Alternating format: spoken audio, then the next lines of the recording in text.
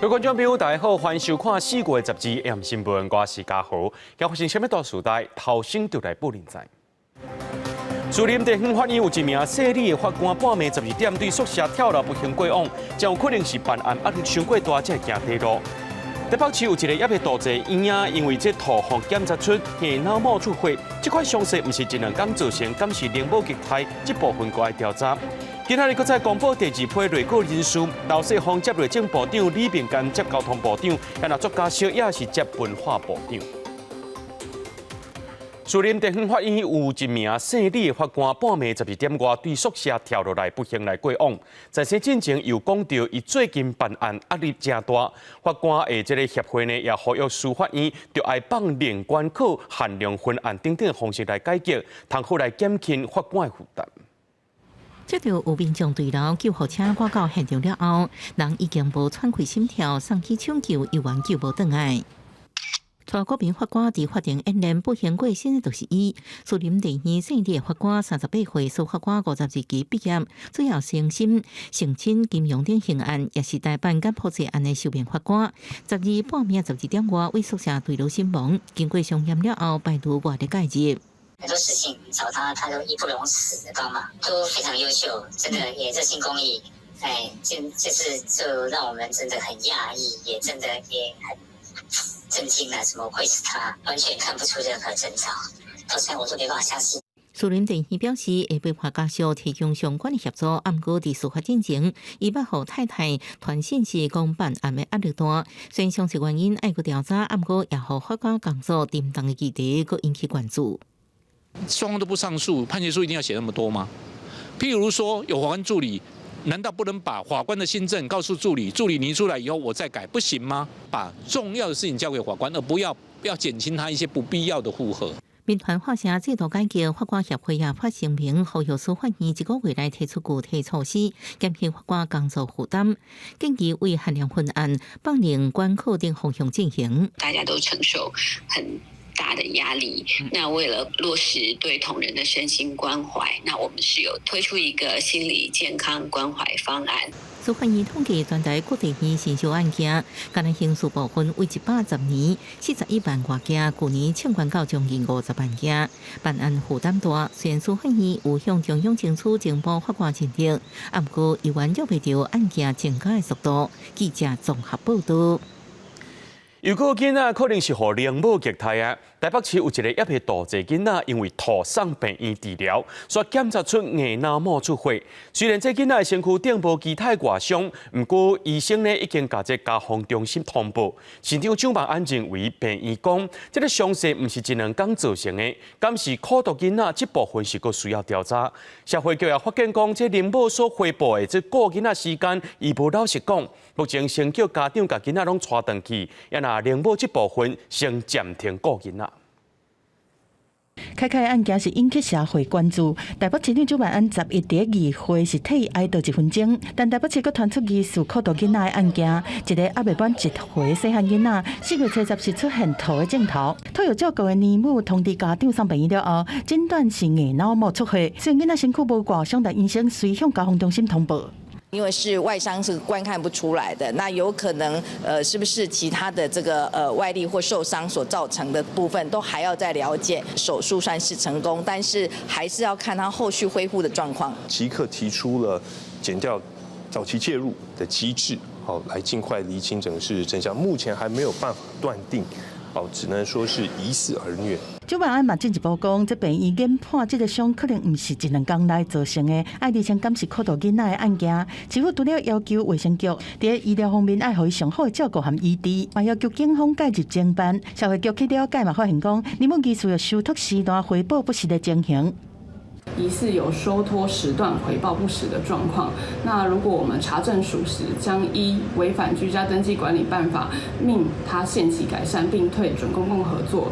如仍未改善，就可处6000元以上3万元以下的罚锾。因为安全考虑，这个年母收托的其他囡仔都已经通知家长接回去照顾，嘛命令年母袂当阁新收其他囡仔。民团是建议讲，其家年母访视辅导员，会当透过互动的方式来观察囡仔敢有正常。脑伤的情形，如果孩子是正在休息的状态，你也无法判断什么时间去，孩子可能是可以跟你有一些互动，搞不好是一个机会，我们可以去觉察到比较特殊的情况。林委话嘛讲，除了会当用多式的方式去访视，辅导员嘛要特别注意囡仔情绪的反应敢唔正常，确认因身心的状态，来了解囡仔平常时的照顾状况，加注意就会当避免危险的代志搁一摆发生。记者综合报道。113年全国中等学校运动会今仔日进行跆拳道的比赛，数一名新北市树林高中国中部的选手，伫咧比赛过程无风踢到，说是雄雄倒落去，当场是无喘气也无心跳。加在人送去台北荣总急救，目前有恢复意识，等咧加护病房观察。113年全国中等学校运动会伫台北市举行。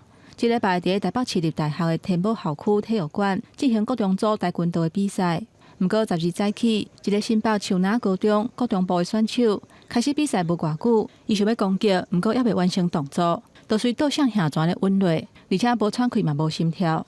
选手在开打之后，他有一个对彼此所谓的那个试探的动作。那我们这个受伤的选手是在做一个回旋的动作的时候，落地就倒下去了，所以没有到两个是肢体碰触的这样的一个画面。大会医护组看到这个情形，随提急救的器材做初步的抢救，结果送台北荣总急救。到病院进前，选手已经恢复意识，病院随安排伊做脑部短暂扫描等等的检查。校长甲家长嘛有去现场了解情形。他们在救护车上面就已经恢复意识了，而且也都可以交谈，情绪比较激动这样子而已。那了解到那个孩子家里没有这方面的病史，目前就留置在医院当中做观察。经过现场的医护处理后送到荣总，目前孩子已经清醒，可以对话。那荣总为孩子做断层扫描、胸部 X 光观察跟照护。除了新北市体育局派人去慰问，体育署长陈胜忠嘛有去关心，协助家长处理后续治疗相关的事项。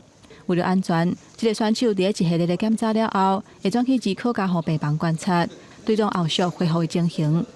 记者综合报道。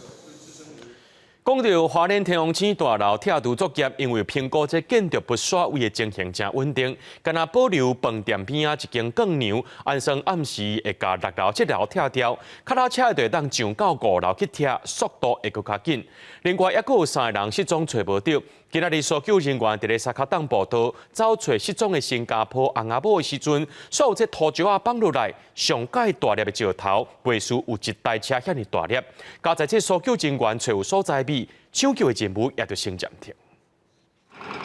下骹怪手当咧协助清理阿毛土角，官府讲拆除的过程当中，若是看到动物会暂缓作业，互动物先走出来。目前当家属咧拆除，按算12暗会当甲7楼、甲6楼拢拆好了。值得民众的物品都会送到那个刑警的帐篷这边做一个登记，晚上会将7楼跟6楼这边完成拆除。到时怪手就会当上5楼，会当加速拆除。另外一边，伫斯卡当步道失去联络的新加坡红阿母，到今也未找到。搜救队12继续强化1.8公里到2.2公里的超车，不过2.2公里第2旁边的所在，煞常常有大量的石头落落来，上大粒的差不多有1台车遐尔大。搜救队员甲搜救犬差一点就去互落来的石头撞到，考虑安全，搜救行动国务长都要先暂停。有大量的落石崩落，所以我们同仁还有搜救犬目前在闪避，然后刚刚已经暂停了我们的搜救行动。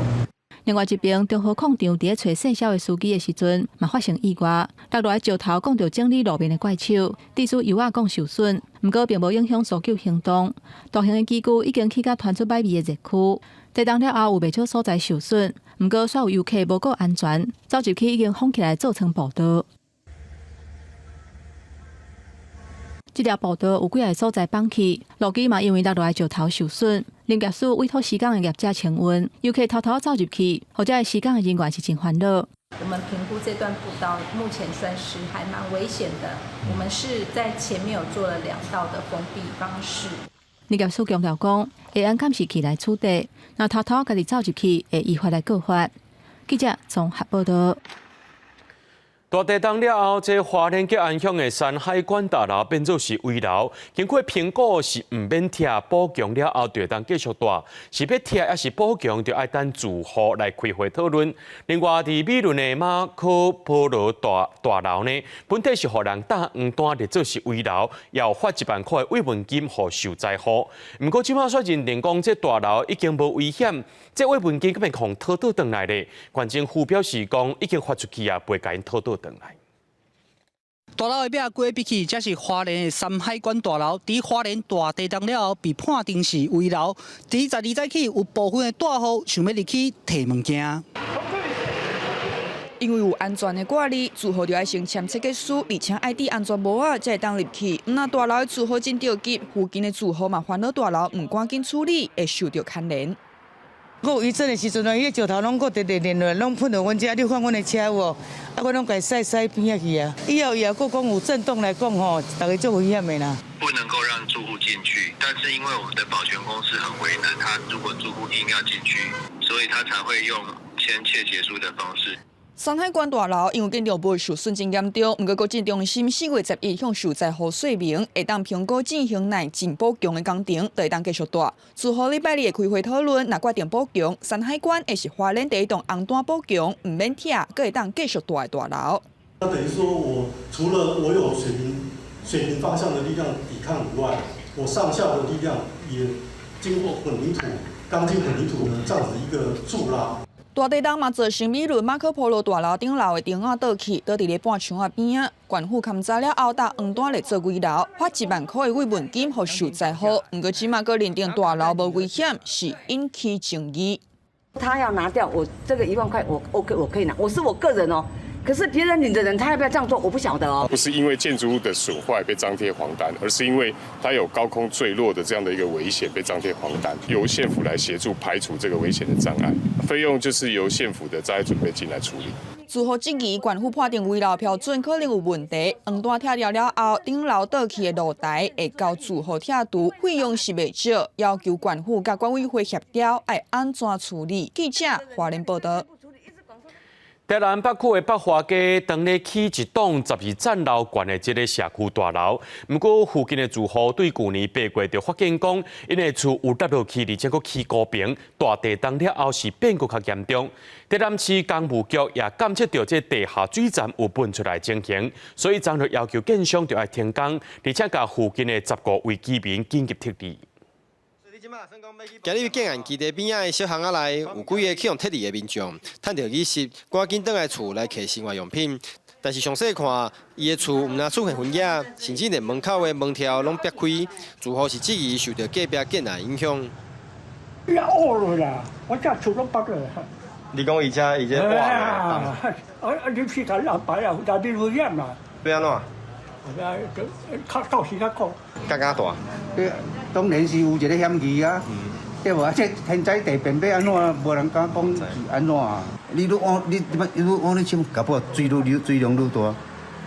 哦，啊水量愈大，你看逐工暗时啊，这拢在做水，水声很大。是啊，我拢有咧看啦，这人发生有状况，裂开还是讲吼什么话？你就开始，这个空地2022年4月底开工，预计2026年2月初完工。要兴建地下2楼、地上12楼的地下室的主体，但是附近的住户近期是陆续发现，因的厝有塌落，而且佫起气。不过台南市干部局先前派员监测，虽然无状况，这厝4月3号大地震了后发现佫较严重。台南市干部局是再度监测，发觉工地地下水站疑似出现较严重的木水，造成厝起气。在号是命令业者停工，并且赶紧撤离附近在号的住户。发现有管涌现象及连网受损，为了安全性起见，勒令停工，并对住户先做预防性撤离，并同时要求建商灌浆，要求建商做好安全的观测。目前临房电脑侦测有些微倾，目测看不太出来，路面有小凹陷，已紧急填补。目前初估影响不大，会稍微影响工期，会持续观测。北区区公所统计需要撤离10户23人，不过其中3户是空厝，1户是移亲，2户因为有饲猫仔，而且徛价受影响无大，决定无要撤离。另外5户15人是连夜安置到饭店去。后续建商除了会关张稳固地基，嘛表示会遵守干部局的指示，袂闪避责任。另外住户的损失，都要有待后续的讨论。记者王正云担报道。来看台北树林溪山里有40多位里面出现老骨头情形，目前调查敢若是居家家己呢，这居民家己去接山水来用咸水倒水是无关系。台北市政府也先伫当地设5大灌水站，也因为溪山国小的饮水机也是接山水的，目前先停起来，暂时提供这矿泉水予老师甲学生。民众无用接水当厝使用，因为台北市树林区溪山里连续这几天发生真侪里民，好亲像因为水质无清气、土过流的情形。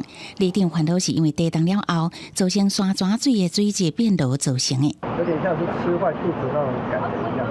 我那天是蛮严重，我那时候一个晚上总共拉了5次。地冻了，那也无代无志发生安尼嘛唔知啊。我猜他是拉肚子而已，他没有吐，比较虚脱这样。今天早上目前还有通报说2例去挂阳明急诊，住院的少数，但是他们都是去医院拿点滴。为了查明原因，北水处透早原来派员巡线去查水管线，看是毋是有漏水的情形。市长周万安是表示，这个案甲北水处所提供的自来水系统无关系，是因为山区的民众家己设水源系统。因为溪山里的居民日常用水是当地居民家己设的水源系统，平时也是家己管理。北水处每个月原来会定期采样监测水质的状况，各加检验报告通知里长，提醒里民爱加注意。就我们检测的确是有超标的一个情形，曾经有提过相关的一个协助。那因为他们不希望说他们的水是需要加氯的，我们就只能长期来辅导。饮用水的水质标准的大肠杆菌群的数字标准大概是6。根据以往这边的采样的结果大概是最小值会落在100，最大值来讲大概是14000。根据历史资料，溪山里山泉水大肠杆菌群平均是伫100 mpn 至14000 mpn。以上大的数值来看，超出饮用水的标准6 mpn 的2300多倍。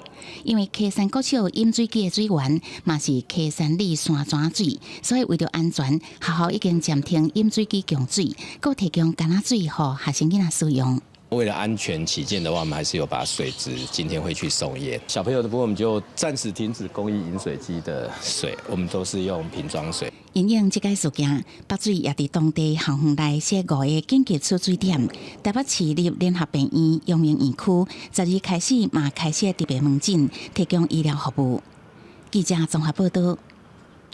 王品集团两间餐厅粗瓦香辣的疑似食物中毒案件，台北市卫生局到今仔日早起10点为止，先增加40人通报，有的人吐，有的人是走北，这累积病例数已经有155例。卫生局今仔日也含卫福部人员去到餐厅现场进行这走北群聚疫情流行病学调查。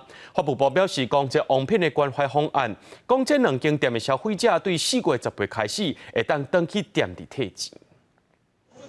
王品集团旗下伫台北市西门町的两间餐厅粗瓦香辣，技术发生食物中毒案是继续烧。台北市卫生局公布，到12早起10点增加40人通报，有发生漏吐的镜头，个人加起来有155例。接获医院通报，出瓦有74人，多了18人。那香辣部分是81人，增加22人。卫生局指出讲，12嘛含卫福部是药署含疾管署，到两间餐厅做老北岛群聚疫情流行病学调查，来厘清状况。目前敢若初步确定，伫病人的大便内面验出诺罗病毒，必须等餐厅的环境、工作人员手的检体当中出来了后，才当作综合研判。若是食物中毒案，会照违反食安法，罚代票10万以上2亿以下。发布局是表示讲，4月初2到初6，两间店总定位数是903条，用餐的人要3000人。王品已经提出关怀方案，消费者18开始会当去原店退钱。但是，咱防部嘛催告台北市政府，伫闭园的员工餐厅赴宴，最近起早发现讲有20件食材含调味品过期，另外环境嘛无清气，足是案罚因108万以外，嘛照合约的规定，爱纳违约金100万，终止契约。突如其来的检查没关系，我们愿意配合。本来我们就这几天就要盘点说啊，这个人哦，他离职了，他过几个东西不知道有没有过，我们拿去丢了，他也没拿出来。副院餐厅虽然讲相关的食安状况是前员工为了要报复去做的，但嘛表示讲对市府的决定会尊重配合。记者综合报道。连锁的寿司店库拉寿司食品中毒案件继续在滚价。今年全台湾库拉寿司已经有8件可能是食物中毒的通报案件，拢总有21个人出现症状。这次药署也要针对库拉寿司全台湾55间分店进行稽查。目前伫新北市有7间的分店，互查到讲因的卫生出问题，限期爱改善。新北市卫生局人员前往出名的连锁寿司店库拉寿司，现场抽验散肉、甲葱仔、淮山泥等等的寿司，敢有符合检验标准？因为有无共民众找到前往库拉寿司新庄烘焙店，也阁有新店、威秀、玉龙店用餐，有6个人拢出现落屎的镜头，其中5个人已经回去厝休养。几家店同时都有发生问题，表示可能会有一些系统性的问题，不是单一个店的问题了。县市政府的辖区里面的这家店，可能要做一些特别的稽查。针对库拉寿司疑似食品中毒的案件，是药署的副署长林金富指出，因为库拉寿司属于连锁食品业者，制作管理系统一致。如果1-2间分店出现食安通报，就要互列做高风险的业者。药署对12日开始会会同地方卫生局到全台湾库拉寿司门市稽查，稽查的重点包含人员敢有定期接受健康检查，藏食材敢有藏套冻或者是过期，过来是环境卫生也要确保定期消毒清洁，才袂生炭细菌。佮有员工操作流程，嘛要查敢有符合规定。总计全台湾55间分店，要伫1礼拜内完成稽查。像我们说那个沙门市区是特别喜欢在鲑鱼上面的啦。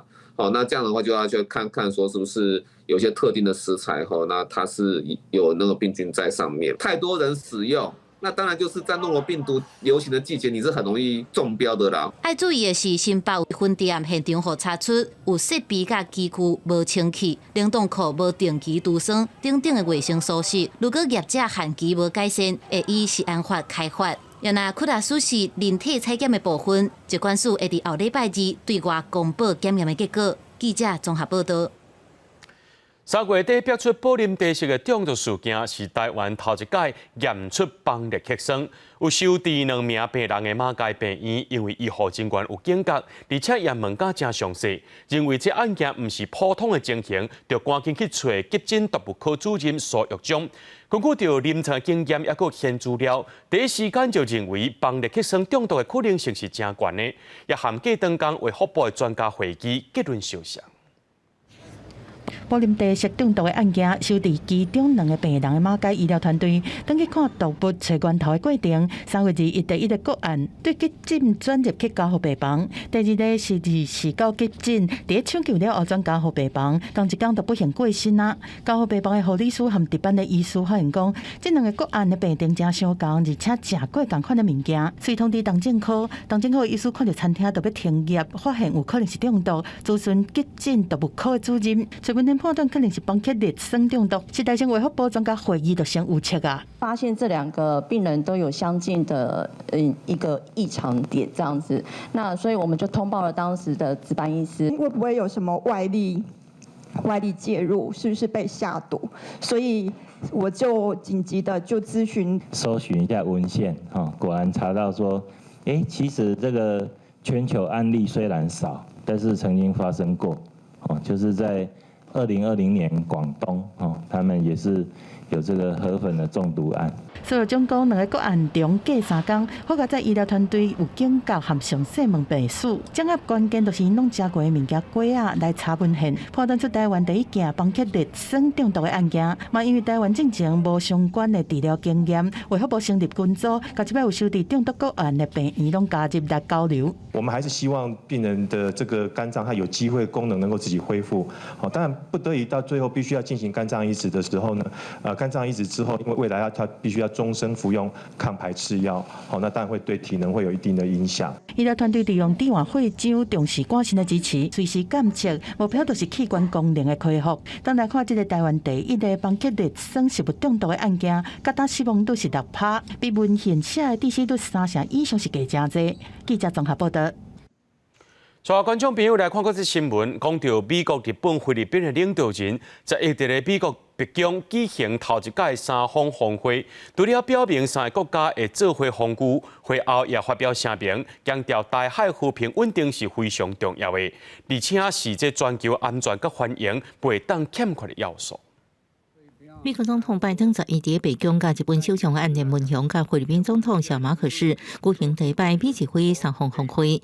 拜登讲，峰会是友好关系新时代。美日会联合声明中指出，台海和平稳定是全球安全甲繁荣免欠缺的要素。三国对台海基本立场不变。呼吁和平解决两岸议题，同时也关心北京伫南海危险侵略行为，也关心北京对南海军事化甲非法海事主张。拜登明白表示，对日会2个峰会承诺坚持提价。And I want to be clear: the United States defense commitments to Japan and to the Philippines are ironclad. 拜登伫峰会当中表示，任何伫南海对菲律宾无人机船只或者是武装部队的攻击，拢会启动美菲共同防御条约。美日会3国也讲，伫未来几年会有更较侪峰会。It is a partnership born not out of convenience nor of expediency, but as a natural progression of a deepening relation and robust cooperation amongst our 3 countries. 日本首相岸田文雄在去也伫美国国会发表演讲，强调日本无过限制伫做美国上亲密的朋友，是正做全球合作伙伴，甲美国共同来承担国际责任。Russia's unprovoked, unjust, and brutal war of aggression against Ukraine has entered its 3rd year. As I often say, Ukraine of today may be East Asia of tomorrow. 南海紧张情势升级，美国、日本、澳洲甲菲律宾出动海军、军舰甲军机，第一摆伫南海举行联合演习。美方官员指出，北京将这摆3方峰会看作是对中国向核企图的回应。针对连续美日甲美日会峰会内容拢牵涉中国议题，中国外交部10日预日本驻中国首席公使表达严重关切甲不满。中国海警队10日也伫钓鱼台领海内底巡航，对美日峰会作出回应。公司新闻新竹报编译。越南有史以来上界大的金融诈欺案，经过5礼拜审理，昨呢，甲一个插帮第3的好家人万盛发控股集团主席张美兰判死刑，也来伊的翁婿含查某孙仔是互判9年甲17年。越南总书记阮富中所主导的扫毒贪腐运动烈火熔炉，处理西贡房地产大头家万盛发控股集团主席张美兰，今夜125亿美金的金融诈欺案，该前无共时全部公开透明，搁罕见互媒体详细追踪报道。5礼拜定审，团团2700证人出动10个检察官加将近200律师，证据有104箱总重6栋。伫市场摆搭卖化妆品起家。67岁张美兰甲伊共判，2012到2022年之间，透过数千间修理公司甲人头户，掌控西贡股份上嘅银行9成以上嘅股份，为当中摕到440亿美金嘅贷款，作为收买土地、炒地皮资金，造成银行270亿美金嘅损失，相当是越南2023年 GDP 嘅6%。And it shows the tip of the iceberg. Many other banks are doing the same thing, maybe to a lesser extent. 检方指出，自2019年2月开始3年时间，这个全国的好家人爱司机去银行领108条越南盾的现金，藏伫家己厝的地下室。这么大的金额，就算全部用越南上大名义的钱来算，也有2栋栋。为确保贷款无被审查，也有大手笔送乌西钱。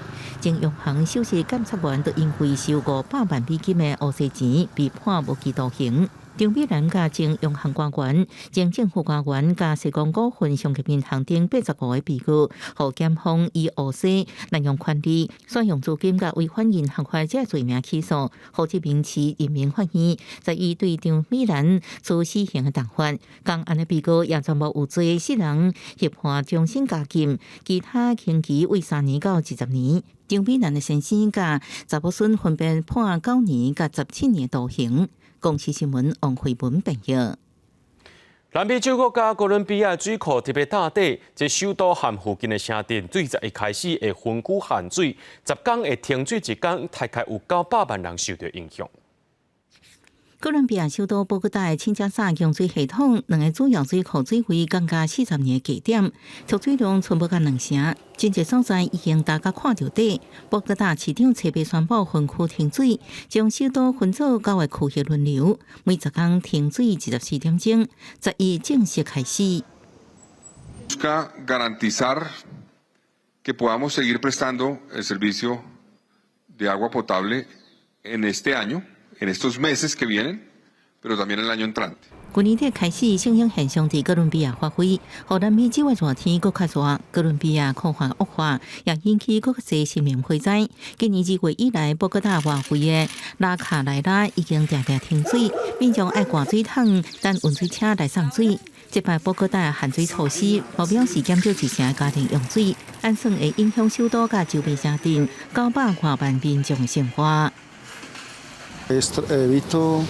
Me baño máximo por ahí en 4 minutos, de no sea de tanto lavar por ahí así como ropa o mucho gastar el agua. Duro porque uno siempre ya está acostumbrado a que cada rato llegue el agua, entonces es demasiado duro. Aunque a veces a la vez también es bueno porque estamos cuidando el medio ambiente.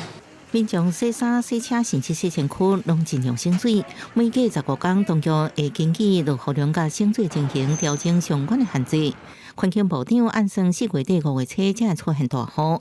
哥伦比亚总统伫社会媒体表示，下令进行重大改变，和农业采矿才会都市化需求，都要先考虑环境，免凊彩破坏森林、南地水源地，要先确保未来30年的饮水安全。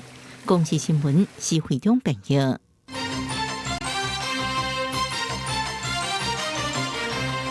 未来行政院长杜英泰今日搁再公布新内阁名单，包括着内政部长刘世芳、交通部长李炳干、法务部长陈明谦、教育部长陈英耀，还有文化部长是要找本名号做李婉的作家小野来接任。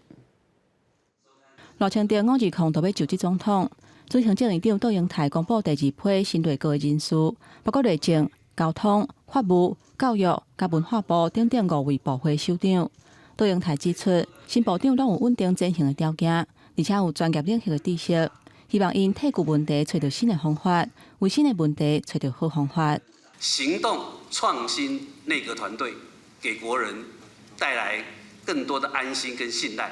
内政部长由刘世芳来接任，伊捌做过3届的立委、总统府副秘书长等等的职务，对国会甲行政单位沟通拢有经验。也那交通部长是目前行政院秘书长李明安。伊任内协助推动精湛基础建设，而且有土木工程的背景。法务部长是现任台北地检署检察长陈明谦，教育部长是即马中山大学的校长陈英耀。其中真受关注文化部长这个职务，是本名号做李婉的作家小野来接，因为伊演过捌是民众党主席郭文哲选台北市长连任的竞选总干事，这个入阁是真受大家关注。4月初之后才接到征询，然后我犹豫了蛮久，因为我们家人都很担心，我不晓得为什么他一直问柯文哲。我对每一个机会都会把握学习啦。我想我就是因为这样子原因吧，没什么政党属性。针对其他各县人选有真侪风声，亲像驻日本代表谢中庭传出会接司法院长、总统府秘书长林佳龙接外交部长等等。杜英泰强调讲，当时的工作也在进行，希望各界莫越来越去。司法院的人士啊，一方面是时辰未到，而且也没有做任何的讨论。也没有任何的计划，同时这个也是总统的职权了，一一的、逐步的跟大家做报告。那520一定是一个完整，而且是有纪律、有共识的团队一起的出现。杜英泰嘛表示，已经甲现任的院长陈建仁通电话，对带领国家的打拼甲辛苦表达感谢，嘛希望亲身去甲请教行政院工课经验，好交接的工课顺利进行。记者综合报道。台湾的护照有100外国家免签证入境的台乌，煞有传出讲，这中国配偶甲台湾人买护照，一本上这会当花到1万块，甲这买来护照交互人口买卖集团去买，目前伫台湾涉案的9个嫌犯已经互检方起诉。连续2届行动，甲嫌犯一届抓起来，会互警方注意到，这个非法集团是因为因和中国人士交结，买卖台湾护照，互卖人口的集团使用。甲社群软体拍开，并且社团平台拢有相关的信息，捌是中国配偶的姓陈女性，指挥同伴伫网络上向国人买护照，每一本上悬是买1万块。甲护照寄到澳洲等等的所在，互境外卖人口的集团转卖互中国籍的人士，出入境轻轻松松。大陆籍的配偶，那他在国内吸收宜兰地区的当地的不良分子。来从事这个收购，在网络上收受这个护照来买卖，来牟利。大陆地区的犯嫌会在以通讯软体把需要寄到的欧洲地址，再提供给我们国内的犯嫌。那犯嫌在依据他们的指示以后，把这些不法的护照寄到欧洲地区，互扣起来证物放伫桌顶。警方调查卖人口的集团专工选台湾的护照下手，就是看准这本伫全国110个国家。有免签入境的台语，伫澳洲甲印尼等等的所在，已经超过50本互盗用。伫台湾抓到的9名涉案人，因也协助护照的买卖，但也受到起诉。民众不应随意将护照出售于他人，除可能遭他人不法利用外，更可能违反护照条例第29条规定，最重可处7年以下有期徒刑及并科70万元以下罚金。除了违法的组织买护照违法，律师也提醒讲，个人家己甲护照当作是趁钱的工课，共款是违法的行为。记者综合报道。有一名越南移工呢，含4名共犯，甲因的共乡抓起来，带去婚林，甲被害人的家属讨2亿越南钱了后，却伫咧软禁过程当中，甲被害人挟死，佮甲尸体拼伫咧甘蔗园。目前检方已经找到这5名嫌犯，以掠人、故意杀人罪嫌，而且有串通口径嫌疑，向婚林地方法院申请羁押。警方去越南移工住的所在，甲涉嫌犯甲人绑票、细个移工等人站起来，有的伫门口直接互压制，有的伫室内互压起来。越南籍细个移工等等5个人，今年3月因为孝顺甲伊共乡姓母的移工因兜的钱，所以设局甲伊为桃园骗去婚林斗拉，押去宿务一间公寮关伫遐，透过视讯向姓母的移工因厝内的人，甲讨买2亿越南盾。等于代票24万5千块，钱摕过手了后，煞无照片照件甲人放出来，所以甲人押去埔中的一间汽车旅馆关伫遐，而且用卫生纸甲贴布，甲伊的喙甲鼻仔封起来，造成这个姓母的移工死亡。了后，甲尸体带伫当地一个大塘的甘蔗园内底，检警接着通报了后侦办，4月7日，甲这5个人逮捕到案。缉获越南籍共犯4名，台籍共犯1名，经本署检察官讯问后，认为被告等人涉嫌掳人勒赎而杀人等罪嫌。检方10日下晡，伫甘蔗园挖到这个姓母移工的遗体，后续会做详验甲解剖来确认死亡的原因。也若细个嫌犯，甲伊共党的3个共乡的移工，也有台湾籍姓柯的查甫人，拢总5个人，去互检方以涉嫌犯刑法、意图勒赎来掠人，而且故意杀人罪。另外，有串通灭证、逃亡的记录，所以向婚林地方法院申请羁押。记者综合报道。台北市公园主题条例自今年1月14开始就禁止民众饲流浪动物，不过有团体认为讲唔该因饲伤过残忍，但是有民众认为讲乌白饲这流浪动物就一直生团，惊双方下晡拢来到议会头前表达诉求。饥饿不能解决问题。根据统计，台北市的流浪狗有2300多只。台北市修正公园管理自治条例1月14开始禁止民众饲流浪动物，包括狗仔、猫仔，也是混鸟仔。抓到会互人罚1200至6000。但是这个规定引起部分团体不满，伫市议会门口抗议。这些爱心的妈妈、爱心爸爸，他们是善心，但是喂养同时也做结扎，就是让他们不要再继续的繁殖下去。这个方法是对的，也是在帮政府解决目前流浪猫狗的问题。但是伫另外一边，有民众看法无同，认为乌白市流浪动物会影响环境，害环境乱糟糟。一旦定居下来，他们就有可能会制造一些噪音啊，或者是排泄物的污染，甚至有些会去破坏民众的财产。目前台北市对流浪动物是采用掠来验掉、注意放射、放脱去原地的 TCCP 加 TNVR 计划。反对修法的民众认为，禁止民众饲流浪动物，就掠袂到因做一寡计划。支持修法的民众认为，乌白饲流浪动物会造成计划效果无好。台北市动保处表示，这摆修法是甲饲流浪动物这件代志交予特定团体处理。我们也会帮我们动物照护员重新做训练，是定时地点，需要干净喂食。然后我们就是希望我们最后一里路帮这些流浪犬猫都可以控制，让他们流浪到这一带为止。台北市动保处表示，目前有6个团体协助台北市府执行 TCCP 加 TNVR， 市府甲这寡团体会有系统性的执行流浪动物的数量管理计划。那民众乌白饲流浪动物，颠倒会改变动物的品性，影响计划的效果。记者郭林玉凯台北报道。根据农业部的统计，2023年台湾的流浪狗有18万只，各地头的收容所也拢无空间啊。彰化县中度流浪动物收容中心的志工举办体验活动，邀请民众做伙来并收容所，也带这狗仔去散步，希望透过甲人的互动，互狗仔社会化，增加认养的几率。有人负责饲饲料鸭仔、洗狗人仔，另外遮嘛有志工咧帮狗仔洗身躯。这是彰化县流浪动物收容所的志工自发性举办的活动，希望甲环境整理清气，互狗仔会当住了较舒适。咱收容所的员工其实足辛苦的，咱遮差不多有200只狗，只狗，问题咱有3员工尔，逐工来因家扫因的大便，啊，甲饲料。下早一届，下晡一届，都无啥物时间，互因去做另外的代志啦。所以，阮这一日志工就是来帮助辅助他们。除了摒扫环境，志工嘛会带狗仔散步。志工表示，狗仔若带入收容所，大部分的时间拢伫人仔内，所以出来走跳散步，透过甲人的相处，互狗仔社会化是真要紧的代志。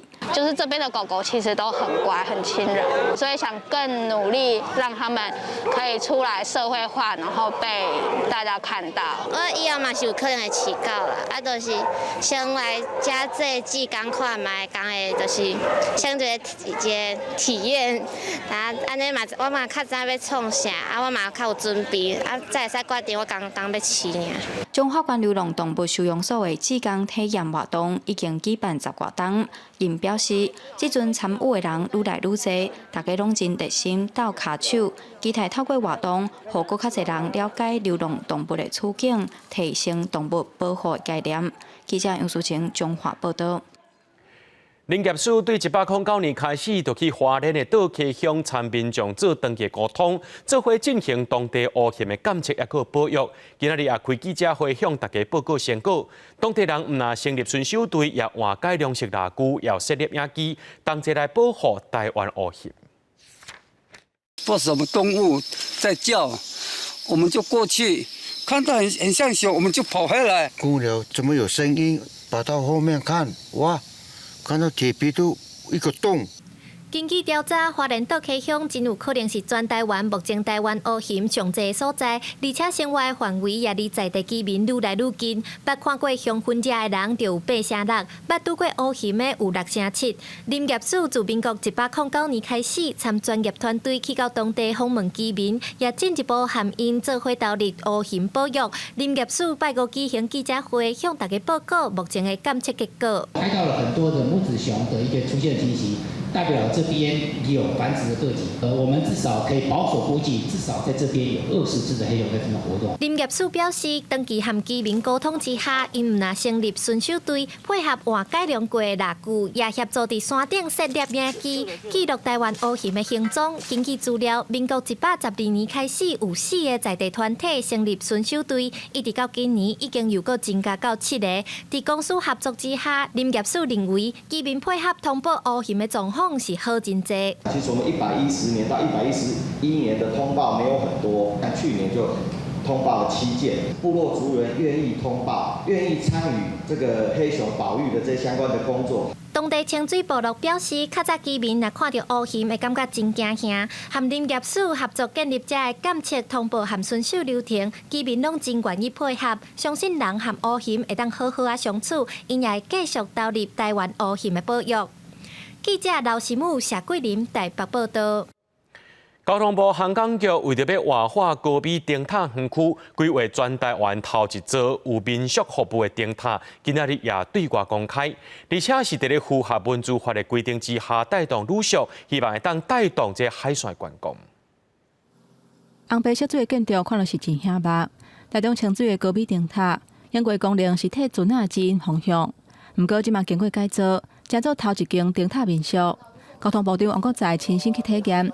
感受转型了后的高美灯塔园区，现在是把旅宿，还有包括文创还有一些这个轻史的部分，把它这个引进来那我想说，这个也是我们台湾的这种观光的一个吸引点加入气色内空间，温暖的灯光加上白的物件，有一种返去较厝里的感觉。这个高美灯塔是1967年起的。原底是因为桃园白沙甲灯塔、甲偏湖木头树灯塔中央无明显的目标会当定位。在1982年了后，这个功能由台中港灯塔来取代。建筑的本体保留较大，负责管理的航港局表示，卖清点其他的灯塔，规划活化的方向。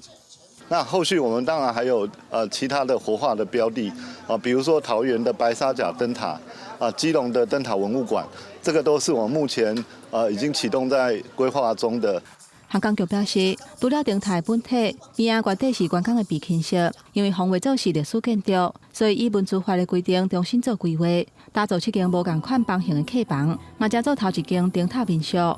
如果这里有一个民宿的话，那可以结合就是那个1天的那一种旅游，南部来的或北部来的他们有这个需求，因为本身这里的游客就不少了。航港局表示，高美灯塔活化了后，结合海线的观光人文甲文创，嘛，互这个大家拢真熟悉的地标有无同款的面貌。记者综合报道。嘉义德家种灵应的面积大概有600多公顷，本地这个时阵是灵应爱开花时间，却因为天气的关系，唔是无开，无就是这开花了后煞来冷气。农民认为讲，今年灵应的收成可能是存无到一成。开花的灵应树边拢是要来人花的芳，这应该是这阵德家乡四界拢看会到的状况。但是受气候影响，德家乡的灵应有90%以上拢无透风。拢无啥款芳来你教，所以芳无来教，灵应就袂较嘛较袂调啦。愈袂调，伊生少，佫愈袂调，所以今年时到可能反正拢无灵应好压，可能无灵应管好培啦。德家乡灵应种植的面积有600多公顷，是嘉义县灵应的主要产区。农民表示，今年雨水无啥够，天气够热，所以这个灵应毋是无开花，就是开了拢连连。乡公所表示，目前乡内通报灵应受损的种植面积已经超过一半。伫咱德家乡生产的果树上大宗的乃至灵应今年也拢无透风，所以根本也无开花，这个产量绝对是无超过1成。灵应爱先透风开花，互芳来人花了后，才有法度生果。即马花拢无开，芳仔嘛拢无来。乡公所就指出，即马除了灵应乃至有状况以外，刷落可能芳面嘛受到影响，呼吁相关单位要重视这个问题。记者林慧婷嘉义报道。最近无落雨，这台南的闸门水库甲南化水库的欠水率全部到4成。台南国校内面人数第4届海东国小学校也开始推动这爱护地球行动。学校内面的中央厨房，逐工就爱款3000人的中透顿，因甲这洗菜水全部回收摕来压花，一工上无会当省600立的水。中岛两只刷，两个囡仔一组，对学校灶骹甲大水桶塞出来，详细看水面，佫有一寡菜油啊，因要甲摕来压树仔甲校园的菜色。台南海东国小全校有上千个学生，学校佫设中央厨房，爱提供附近的学校中昼顿，拢总爱款3000人的份。干那洗菜用水量就真少，但老调真拍算。为了省水，校方本手甲水回收再利用。休困的时间来迄个菜园压水，收获吼就好诶吼，然后花拢洗甲真水。来做这个行动安怎？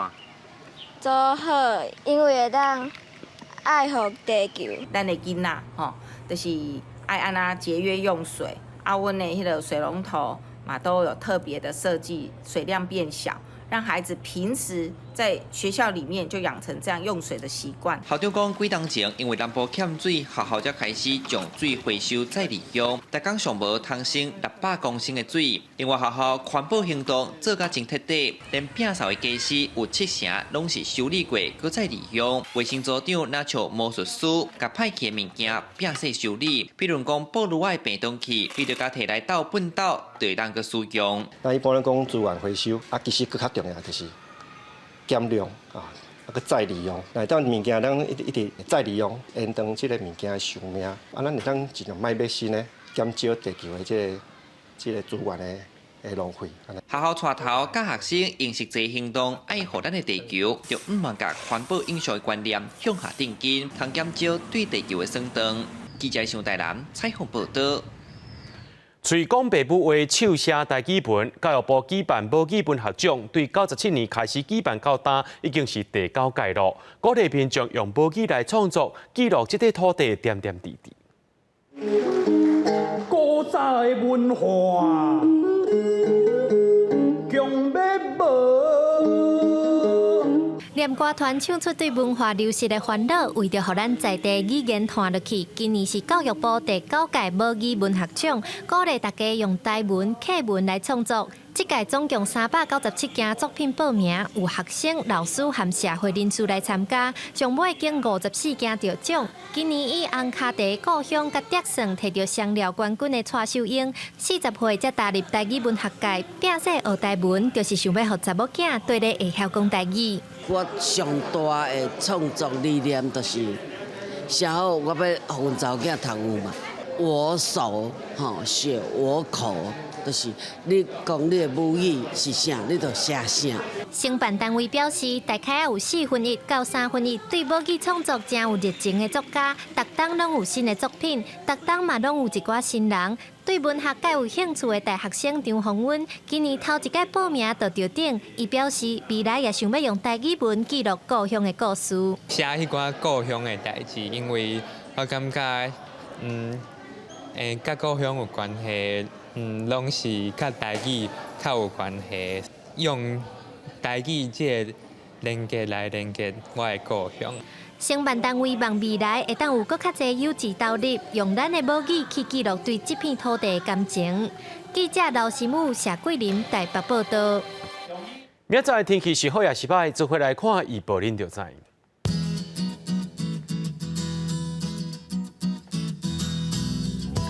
吉兰到新竹对21度到27度，苗栗到云林对22度到31度，嘉义到屏东对23度到33度，宜兰花莲台东对22度到30度。平湖金门马祖对18度到29度。新闻最后，感谢各位观众朋友收看今日新闻，我是嘉豪，咱再会。